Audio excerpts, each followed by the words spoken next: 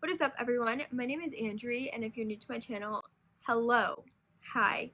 You should subscribe because, like, why not?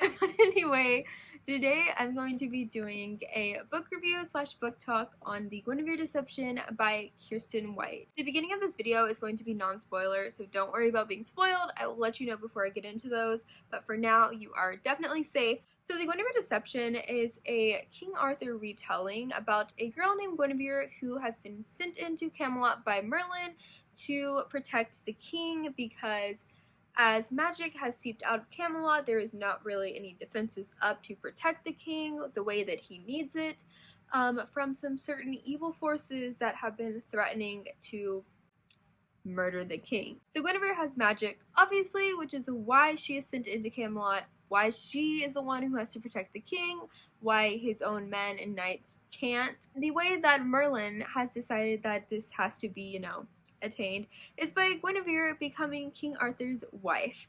So that is where we are in the book. That is where everything kicks off. That is the premise. And so if you like books where the people are forced into a fake relationship, the fake dating trope, you might want to check this out.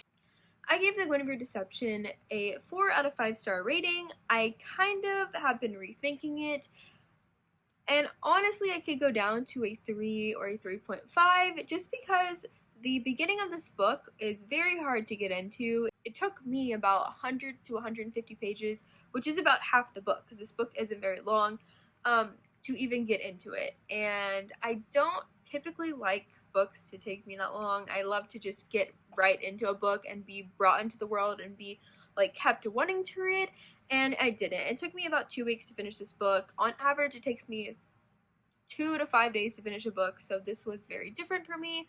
But once you get past that 150 page mark, once you get past that halfway mark, you are good to go, and the rest is very interesting. I think Guinevere is a very solid character. She has a lot of personality. She does have a character arc. I would say she's trying to figure out who she is. I will not lie, I will be honest and say that the Guinevere Deception is a boring book.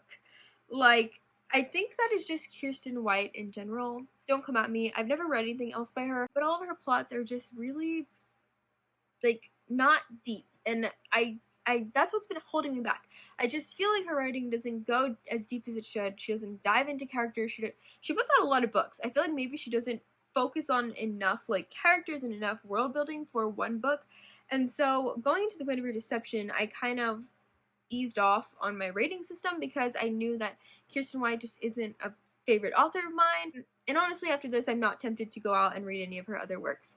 But I am glad that I read the Guinevere Deception because it was being talked about a lot and everybody was bringing it up, and I was like, I'm just glad I got it over with. So if you want to try this out, I would definitely recommend this, but I wouldn't say go rush and get it now. I wouldn't say that you should pick it up over something else. That being said, I did enjoy the characters and I did really enjoy the ending, and I'm very intrigued to keep reading in the series because this is the first in a trilogy, I believe.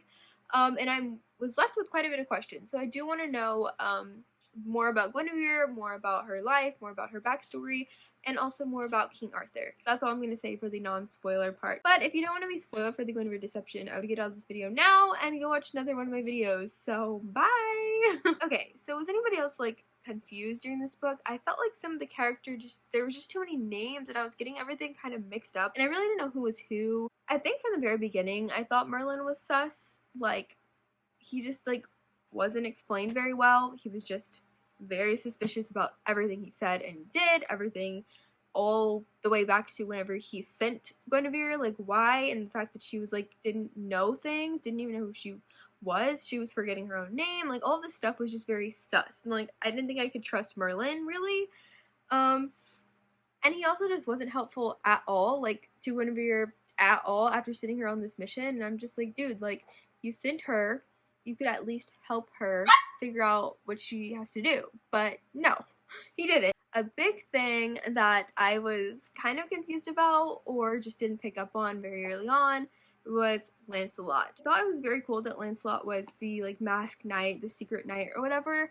and that she was a girl. I was like, yes, this is very cool. I kind of had a feeling, to be honest, I thought the knight was King Arthur, and I kept being like, okay, we've never seen them in the same spot, like, in the book. Like, we never seen them in the same place, so it's King Arthur. But then when I figured out it was actually a girl and it was Lancelot, I was like, this is just better. Like, that's very cool. And then I really, really think that Lancelot and Guinevere have, like, a thing. Like, I think that they're going to be a thing. Is that wrong? Like, are they just really good friends? Like, somebody else confirmed that they think the same thing, or confirmed that they're just best friends, because I couldn't tell. I still don't know, because Guinevere seemed like she really did like King Arthur. Then she also really liked Mordred, and look how that turned out. He was a freaking villain. He was the bad guy. And I'm just like, she really liked Lancelot too. Like, Guinevere just likes everybody, and she's just very naive, and I don't know who's, like, actually her, you know, love interest, because she had a lot in this book, I think. When the big twist came out and Mordred was the bad guy, or on the bad evil side with the Dark Queen or whatever, I didn't expect it. I was trying to figure out the whole book who exactly was the bad person, who was the one that was, you know, getting insider information, and I really didn't expect it to be Mordred. So Kiersten White got me there, but was it the most original twist? Not really. I really liked the magic system. I liked the whole, like, hair nodding thing. I thought that was really cool. And I love the way that she set up the magic system. I think it was easy to follow. I think we got pretty much all the rules. So the last thing I'll talk about is King Arthur. I feel like I'm saying I'm confused about a lot of things, which may not be a good, you know, thing coming out of a book. But I am confused a bit about King Arthur and if he actually likes Guinevere or not, because it was pretty much set up like they were supposed to actually fall in love, and then he would do things, especially at the end, at like the fight between Lancelot and King Arthur. I mean, before they knew that it was Lancelot or whatever, but whenever he was watching and he was like, yeah, yeah, and then Guinevere, like, looked at him and was, like, trying to, like, give him a high five or, like, just, you know, be included, and he just, like, ignored her, and I'm like, why are you ignoring her? And, like, you're acting like you don't even like her. And then he didn't even, like, go after her when she got kidnapped, like, right away. So I just don't think that he likes her, which just gives me more reason to think that her and Lancelot are gonna be a thing. I don't know, that could just be my mind. But overall, I just think that he was being sus, he was being weird and confusing, and I don't think he really loves Guinevere, and I think we're gonna find out more about that for sure, as I did have a lot of questions about Guinevere still and about her backstory. I also have a, like, huge theory I will tell you guys. So, Guinevere, the whole book is talking about the actual Guinevere that she took the name of and took her life, basically. In my mind, you know, I've just come up with this crackhead theory.